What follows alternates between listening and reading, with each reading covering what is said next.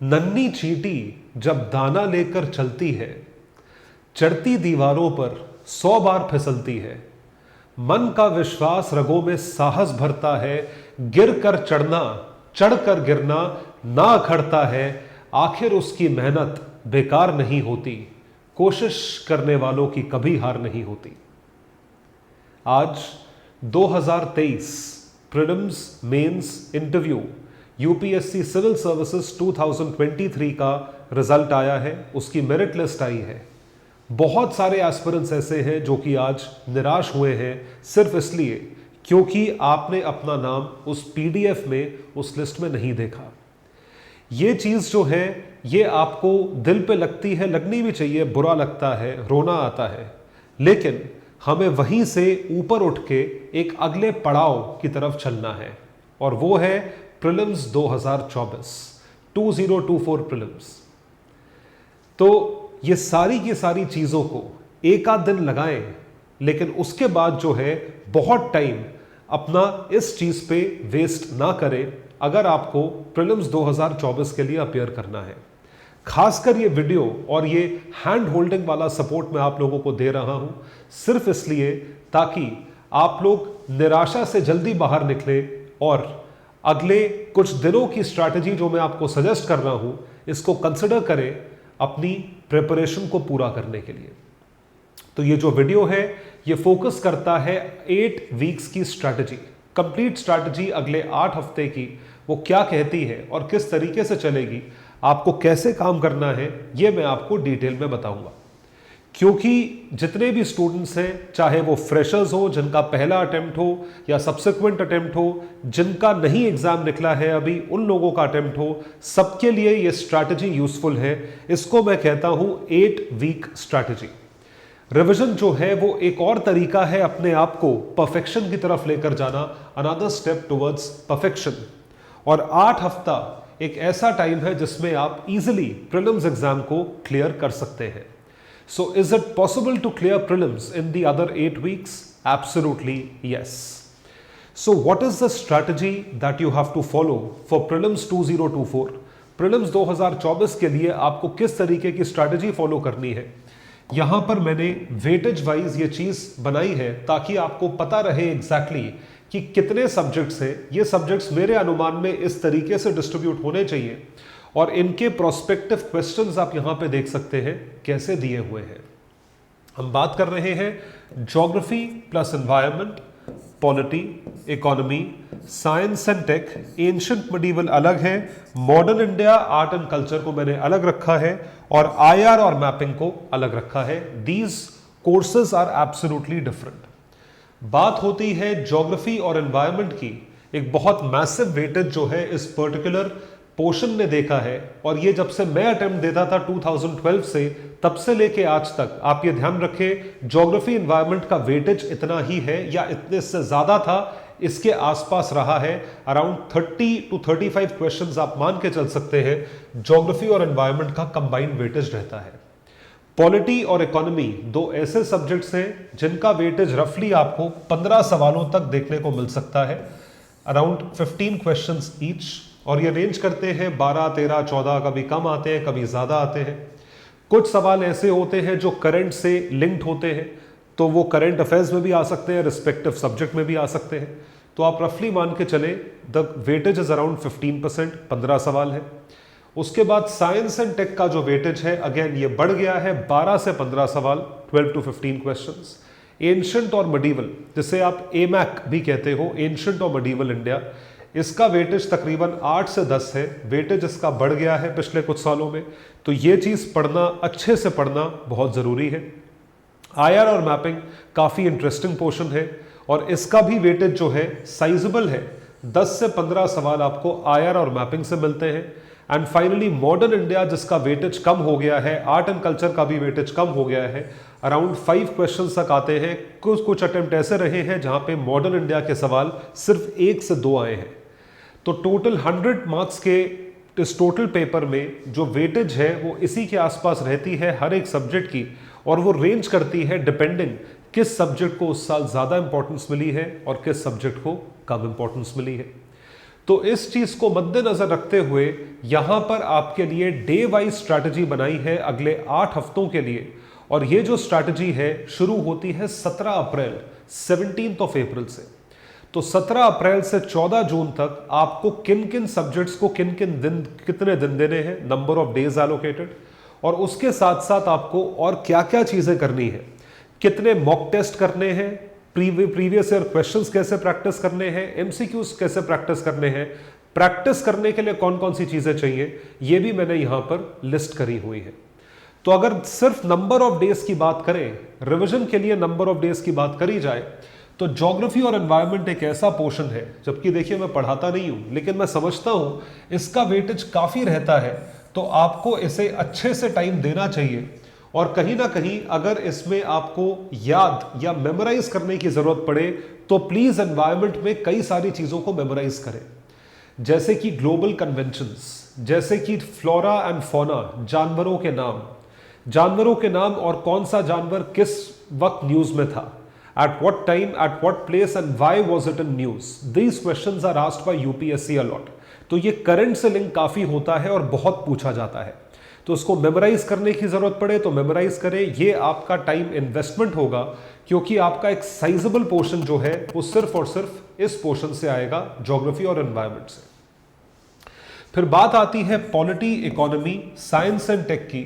तीनों को आप 8 days each day, you have to give 8 days each to each subject. I believe polity सबका एक इंटरेस्टिंग पोर्शन, इंटरेस्टिंग सब्जेक्ट है, कई बार पॉलिटी पढ़ा हुआ होता है, तो 8 दिन आपको पॉलिटी में नहीं लगेंगे अगर आपने पॉलिटी पढ़ा हुआ है पहले, जो मैं अज्यूम कर रहा हूं अभी देखने वालों ने, मेजॉरिटी लोगों ने पढ़ा हुआ है, तो आई थिंक आपका पॉलिटी जल्दी हो जाना चाहिए। तो ये टाइम आप और किसी सब्जेक्ट में जैसे एंशिएंट और मिडीवल इंडिया के लिए लगा सकते हैं। इकोनॉमी में 8 दिन मोर देन सफिशिएंट है रिवीजन के लिए, नॉट मोर देन दिस।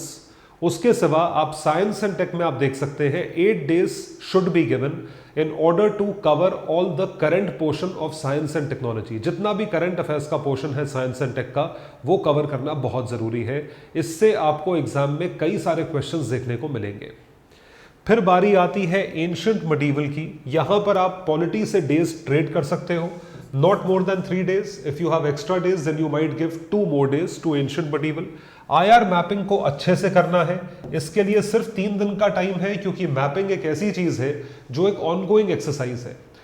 ऐसा नहीं हो सकता या ऐसा नहीं करना चाहिए कि एक दिन में बैठ के आप 14-15 घंटे में पूरा मैप खत्म कर लो या पूरी एटलस खत्म कर लो। That is not the right way. तो करंट के साथ क्योंकि ये ओवरलैप करता है तो एक कंटिन्यूस प्रोसेस है। तो IRR मैपिंग को 3 दिन इसलिए दिए हैं ताकि मैपिंग को आप थोड़ा कंटिन्यूस बेसिस पे करें, एज अ हॉबी करें। तो प्रोमिनेंटली ये पोर्शन IR के लिए है। फिर बारी आती है मॉडर्न आर्ट एंड कल्चर के लिए, 2 days. So 2 days is less time, you can trade these days from polity if required. तो ये जो चीजें हैं, ये चीजें आप इतने नंबर ऑफ डेज में कंप्लीट करने की कोशिश करें, और यहां से आप डेज ट्रेड कर सकते हैं, चाहे वो मॉडर्न इंडिया के लिए हो, चाहे वो एंशिएंट मिडीवल या आर्ट एंड कल्चर के लिए हो। फिर आपको मैंने रिजर्व डेज दिए हुए हैं। Certain days are reserve days for backlog. कोई बैकलॉग बचता है, प्रोमिनेंटली आपका बैकलॉग हिस्ट्री में बच सकता है, आर्ट एंड कल्चर में बच सकता है, नंबर ऑफ डेज कम है। बाकियों में बैकलॉग आइडियली नहीं होना चाहिए। इस बैकलॉग को कवर करने के लिए 3 दिन है। ये 3 दिन काफी हैं आपके बैकलॉग को कवर करने के लिए। और अब आती है बात एप्लीकेशन की। एप्लीकेशन का मतलब यह है कि जो भी आपने नॉलेज ली है उसे मॉक्स के जरिए, एमसीक्यू प्रैक्टिस के जरिए और पीवाईक्यू प्रैक्टिस के जरिए आप अप्लाई करें।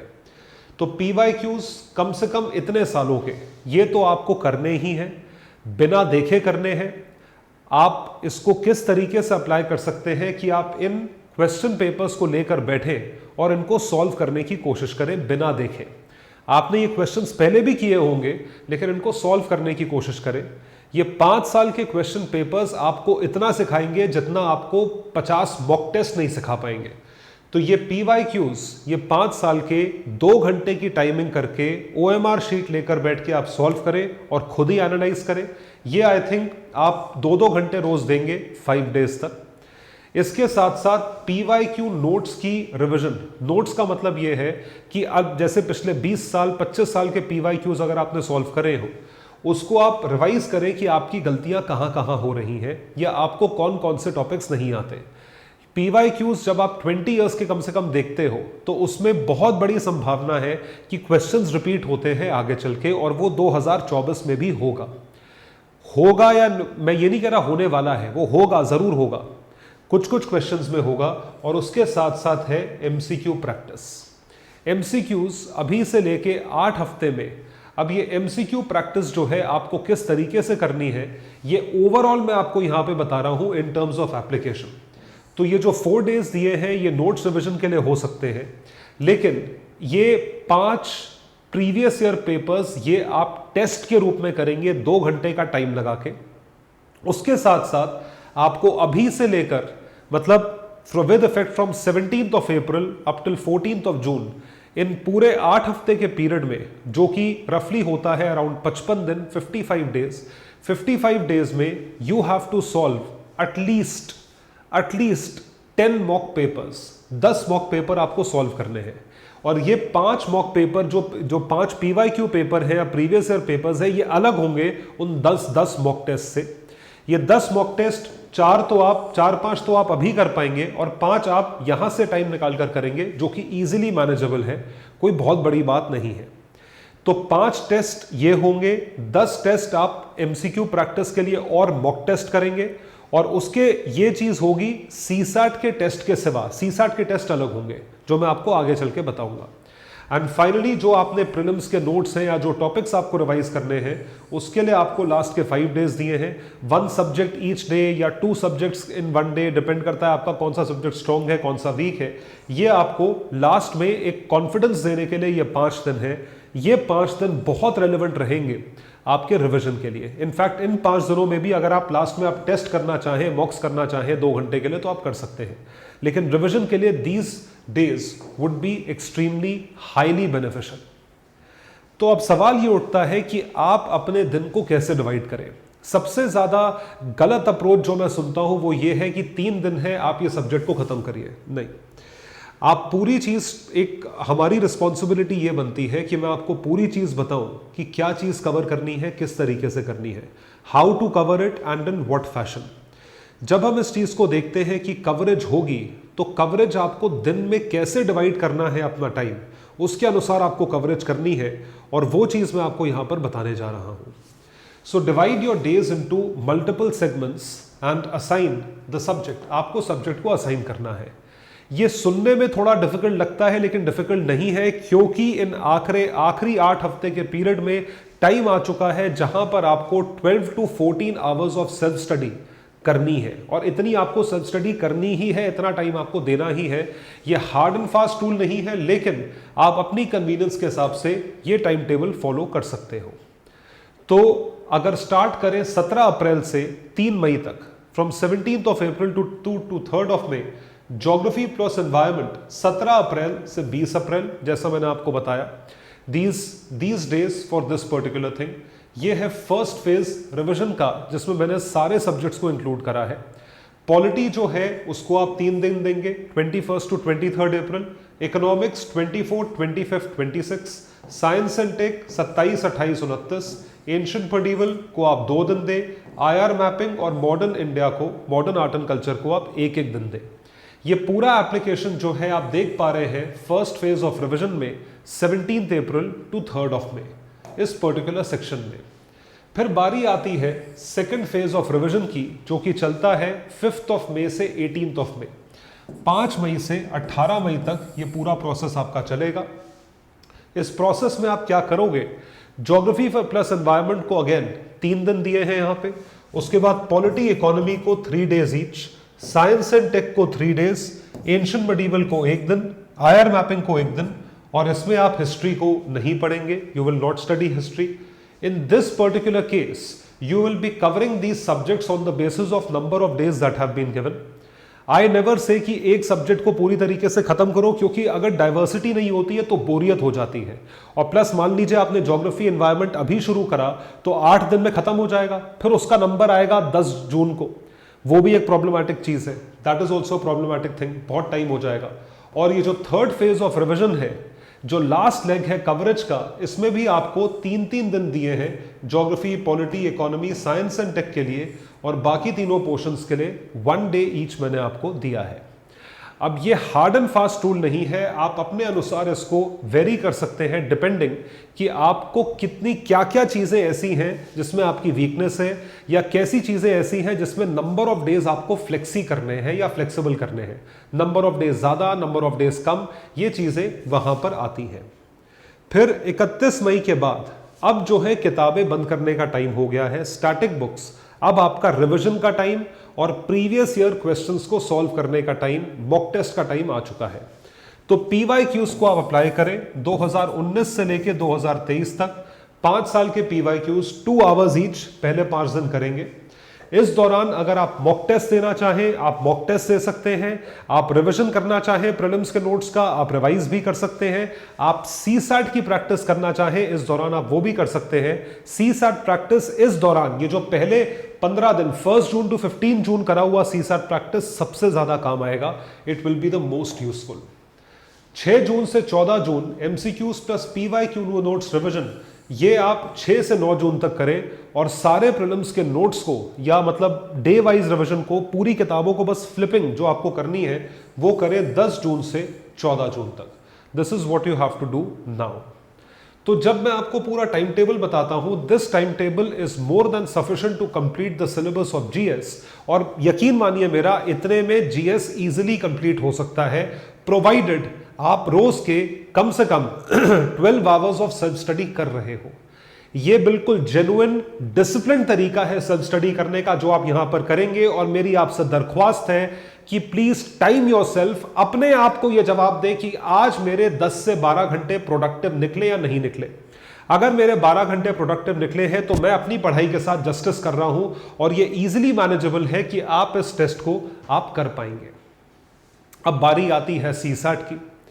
GS में क्वालिफाई कर जाओ, CSAT में मत रुक जाना, ये मेरी आपसे दिल से दरख्वास्त है। रुकना है तो दोनों में रुकना, लेकिन CSAT में मत रुक जाना, क्योंकि CSAT में रुकना कलेजे को बहुत तकलीफ देता है।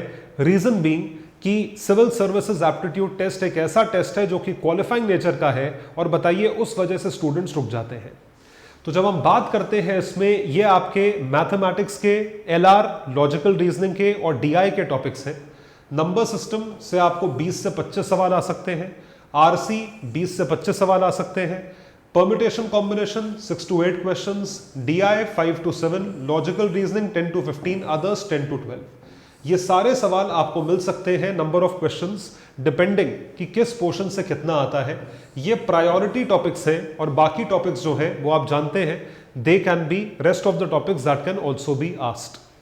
CSAT जो है, अब सबसे बड़ा सवाल है कि CSAT कैट के लेवल का आ रहा है, CSAT भगवान जाने किस लेवल का आ रहा है, ऐसा कुछ नहीं है। CSAT जो है, जो क्वालिफाई करने वाले स्टूडेंट्स हैं वो क्वालिफाई करते हैं। मैं ये बिल्कुल नहीं बोलूंगा कि मुश्किल है या आसान है। किसी का भी जिसका बैकग्राउंड है क्लास 10, क्लास 12, क्लास 10 मैथमेटिक्स का और क्लास 10, क्लास 12 रीडिंग कॉम्प्रहेंशन का, मुझे ऐसा लगता है कि वो CSAT आसानी से क्लियर कर सकता है, प्रोवाइडेड उसने प्रैक्टिस करी हो। अगर आप बेसिक मैथ का मतलब, आप, मैं ये नहीं कह रहा calculus, integration, differentiation, basic math का मतलब है मेंसुरेशन हो गया, अलजेब्रा हो गया, और जिस तरीके के questions, permutation combination, number system. So if you are good with numbers, if you are good with logic, syllogism logic का काम है, डेटा इंटरप्रिटेशन लॉजिक है, लॉजिकल रीजनिंग लॉजिक है, लॉजिक में और थिंकिंग में आप सही हैं, तो ये चीज आपकी काफी हद तक आसान हो सकती है। और ये चीज रीडिंग कॉम्प्रहेंशन में भी काम आती है, where you have to read and comprehend what is written. क्या लिखा है इसको आप देख के आगे बढ़े, और उसी के बेसिस पे आप रीडिंग कॉम्प्रहेंशन को सॉल्व करें। So being able to analyse and interpret numerical information effectively is important. ये चीज आप करेंगे तो जितनी भी न्यूमेरिक लिटरेसी है, जितनी भी इंग्लिश लिटरेसी है, उसका एप्लीकेशन आपको CSAT के पेपर में देखने को मिलता है। तो good with multiplication, addition, subtraction, ये आई एम श्योर आप में से कई सारे स्टूडेंट्स होंगे, जो नहीं है वो प्रैक्टिस के बेसिस पे हो सकते हैं। तो रीडिंग कॉम्प्रहेंशन की यदि बात करी जाए, एक मैंने यहां पर नंबर लिखा है जो शायद कुछ स्टूडेंट्स को अतरंगी लगे, लेकिन अगले 8 हफ्ते में मेरा यह मानना है आपको कम से कम 500 रीडिंग कॉम्प्रहेंशन प्रैक्टिस करने चाहिए। अब ये आप बोलोगे 500 का नंबर कैसे हो गया, आप डिवाइड करने बैठ जाओगे, रोज के 10 कॉम्प्रहेंशन हो गए, 55 दिन बचे हैं, ये है वो है। अरे भाई पेपर में कितने कॉम्प्रहेंशन आते हैं बताओ, कितने बड़े पैसेज, कितने छोटे पैसेज, कितने पैसेजेस आते हैं एग्जाम में? 7 से 8 पैसेज तो आप एग्जाम में लेकर आते हो जो आपको 1 घंटे से कम में खत्म करने पड़ते हैं, क्योंकि आपको पता है कि बाकी टाइम में आपको एलआर भी करना है, डीआई भी करना है, मैथ भी करना है और आपको डिसीजन मेकिंग भी करना है। तो अब यहां पे आपको इतने सारे रीडिंग कॉम्प्रहेंशन लग रहे हैं, लेकिन ये रीडिंग कॉम्प्रहेंशन आपके लेजर पे अवेलेबल नहीं है। ये रीडिंग कॉम्प्रहेंशन जो है ये आपको करने हैं बाय टाइमिंग योरसेल्फ। 3 बड़े और 3 छोटे कॉम्प्रहेंशन टाइम करके करो कि 1 घंटे से कम में खत्म होने चाहिए। 3 बिग कॉम्प्रहेंशन, बड़े कॉम्प्रहेंशन से मेरा मतलब है जिनमें 4 से 5 सवाल होते हैं, 4 to 5 MCQs, और छोटे कॉम्प्रहेंशन जिसमें 2 से 3 सवाल होते हैं। तो बड़े और छोटे मिला के अगर आप 6 से 7 कॉम्प्रहेंशन कर रहे हैं तो ये 1 घंटे के अंदर अंदर खत्म होने चाहिए। ये सबसे बड़ी सीख है, ये आपको बहुत मैसिव रिजल्ट्स देगा। ये मेरी बात मानिए, जिन लोगों को मैथमेटिक्स से डर लगता है, सिर्फ आरसी आपका पेपर निकलवा सकता है, लेकिन आरसी आपको सीरियसली करना पड़ेगा। फिर बारी आती है solve all the PYQs of number system. बहुत जरूरी है प्रीवियस ईयर क्वेश्चंस को सॉल्व करें, and then go for the other section like logical reasoning and DI, जिसमें लॉजिक लगता है। ये तो बड़ा इंटरेस्टिंग है, ये तो मतलब आप देखो, प्रैक्टिस करो, जब आप फ्री टाइम पे बैठे हो तब आप ये सब चीजें करें। अब एक चीज है जो हम सब जानते हैं लेकिन हम क्या वो करते हैं, वो है previous year questions. Previous year questions हम सोचते तो रहते हैं लेकिन हम सॉल्व नहीं करते। We don't solve previous year questions. ये सबसे बड़ी गलती कोई भी स्टूडेंट कर सकता है, और वो है प्रीवियस ईयर क्वेश्चंस को सॉल्व ना करना। प्रीवियस ईयर क्वेश्चंस को सॉल्व करने के लिए बेसिकली हमें प्रीवियस ईयर क्वेश्चंस को देखना पड़ेगा, और वो देखी दिखाई प्रीवियस ईयर क्वेश्चन का एप्लीकेशन जो है वो आप आंसर देख के नहीं कर सकते, वो आप सॉल्व करके करें। Please don't look at any PYQ book कि ये क्वेश्चन है इसका ये आंसर है, ये क्वेश्चन है ये आंसर है, इसका ABCD नहीं। आप पेपर का प्रिंट आउट लें या फ्री में पेपर को डाउनलोड करें यूपीएससी की वेबसाइट से और वहां से अटेम्प्ट करें। Please attempt the raw paper, do not look at the answers and attempt the syllabus. ये मेरी आपसे दरख्वास्त है। PYQ की सारी रेलेवेंस खत्म हो जाती है आंसर और एक्सप्लेनेशन देखते हुए। PYQ सबसे बढ़िया तरीका है, best source for understanding the specific logic and patterns demanded by UPSC. और आप PYQ को कई बार ही सॉल्व करोगे तो आपको यूपीएससी की एसेंस समझ में आएगी। एक क्वेश्चन को या एक पेपर को 4 बार भी सॉल्व करोगे तो चौथी बार में भी कुछ नया पाओगे कि किस तरीके से क्वेश्चंस यूपीएससी पूछ रहा है, लेवल क्या हो गया है, क्या लेवल बढ़ा है कम हुआ है, किस सब्जेक्ट पे ज्यादा किस सब्जेक्ट पे कम फोकस है, ये आप रिकॉग्नाइज कर पाएंगे। रिकरिंग द थीम्स और टाइप्स ऑफ क्वेश्चंस, ये सब चीजें आप कर पाएंगे। इसका एक एग्जाम्पल मैंने यहां पे इंक्लूड करा है, क्योंकि स्टूडेंट्स को CSAT से बहुत डर लगता है। आप CSAT 2023 को CSAT 2022 से 2 साल, कोई बहुत पुराने पेपरों की कंपैरिजन नहीं कर रहा हूं, 2 रीसेंट पेपर की कंपैरिजन कर रहा हूं। What is the remainder when 85 into 87 89 this is divided by 100? क्या रिमाइंडर बचेगा? What is the remainder when this is divided by 1261? तो देखिए, अब पॉइंट ये है कि इस तरह का क्वेश्चन है, सेम क्वेश्चन तो आएगा नहीं, नंबर सिस्टम है, मैथ सिस्टम है, लेकिन क्योंकि अगर आपने 2022 में किया होगा, इसका आंसर 0 है, तो आपको समझ में आ जाएगा कि ये इस टाइप के क्वेश्चंस पूछ रहे हैं और इस टाइप के क्वेश्चंस का आंसर क्या होना चाहिए। उसी तरीके से आप CSAT 2020 को कंपेयर करें, आप 2020 को 21 से कंपेयर करें, ये 21 है। How many zeros are there at the end of the following product? ये देखिए दिया हुआ है, अब आपको बताना है कितने जीरोज होंगे, 0 0 0 0 इतने जीरो होंगे, तो यहां पे आपको कैलकुलेट करना है। What is the remainder when these is divided by 100? अब ऐसा ही क्वेश्चन 2020-2021 में भी आया है। तो अब आप देख पा रहे हैं कि 2023, 22, 21 हर साल इस टाइप का सवाल आ रहा है। So how much time to give to CSAT? To each one its own. आपको CSAT को मेरे अनुसार अगर आप मुझसे पूछोगे रोज टाइम देना चाहिए। CSAT is a solution of daily practice at least 60 MCQs on a daily basis. ये आपको डेली करना है 60 MCQs, और ये इजीली अचीवेबल है। ये मत समझिए कि ये नहीं अचीवेबल है। इन 2 घंटे में आप CSAT के 80 सवाल करते हैं, 80 में से अगर 20 छोड़ भी दो तो भी 60 सवाल करते हो। अब 60 क्वेश्चंस अगर 2 घंटे में आप करते हो तो 60 क्वेश्चंस ही मैं आपको करने को बोल रहा हूं। अगर आप CSAT में वीक हो तो ये स्ट्रैटेजी अडॉप्ट करो। मेरी बात मानिए, आप CSAT में डेफिनेटली कामयाब होंगे। You will be able to clear CSAT on this basis. CSAT की स्ट्रैटेजी डिपेंड करती है आपकी प्रैक्टिस पे। It does not depend on anything but your practice. अगर आप CSAT को अच्छे से प्रैक्टिस करें, मेरी मायने में आपको कोई नहीं रोक सकता। और दूसरी बात, जो मैक्सिमम स्टूडेंट्स मुझसे मैसेज करके पूछते हैं कि क्या हो जाएगा सर, होएगा या नहीं होएगा? बिल्कुल होएगा। 8 हफ्ते का टाइम जो है वो आपको अच्छा टाइम मिला हुआ है और रिजल्ट बिल्कुल सटीक टाइम पे आया है। You can easily clear prelims even from now. और मेरी इस बात को ध्यान रखिए, जैसा मैंने आपको बताया था, कुछ किए बगैर ही जय जयकार नहीं होती। कोशिश करने वालों की कभी हार नहीं होती, कोशिश करने वालों की कभी हार नहीं होती। चैनल को जरूर सब्सक्राइब करें, जुड़े हमारे साथ हमारे टेलीग्राम हैंडल पर, जहां पर डेली करंट अफेयर्स हम देते हैं। लिंक दिया हुआ है नीचे डिस्क्रिप्शन में। That would be all. Thank you so much. Bye everyone, take care and all the best.